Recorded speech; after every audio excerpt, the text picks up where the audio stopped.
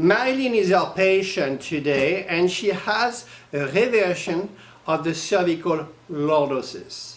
Not only that, she has an anterior displacement of the C4 vertebrae and the block above anterior. So we call that a spondylolisthesis also. So Marilyn has had many symptoms with that, and we can treat this patient in an easy manner using a type of adjustment or mobilization which is extremely safe and extremely efficient in relieving the symptoms. So first I'm going to ask Marilyn to back up a little bit on the table. Very good. I want the headpiece to be completely free. This headpiece has a drop. It has only downward drop, axial drop. It would be better to have in the same time a forward displacement drop, but we do not have it on that table.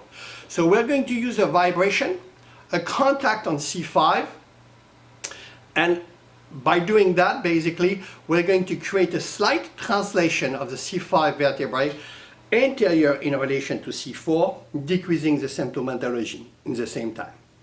So to isolate C5, first T1 is usually the most prominent. I'm going to go then a little higher on the spinous of C7. C6 will disappear as I raise the head, will disappear on my finger, and I'm just above, I'm at C5 right here.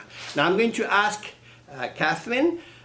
Marilyn, to tuck her chin in. Could you tuck your chin in, Marilyn? Very good. The shoulders are off. Okay, good. Now I'm going to take the slack out, and I'm going to get a contact which is like a plier contact. I'm going to have my two fingers just on the top of the spinous, and with the other two fingers I'm going to close this little plier. And then I'm going to just use a drop and in the same time a movement 45-degree cephalad. So I will cock the headpiece and use a drop. Cock the headpiece, use a drop, cock the headpiece and use a drop. Now observe the contact, this is important.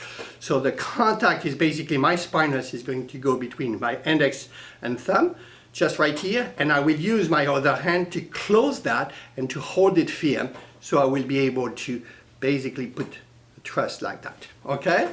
So one last time.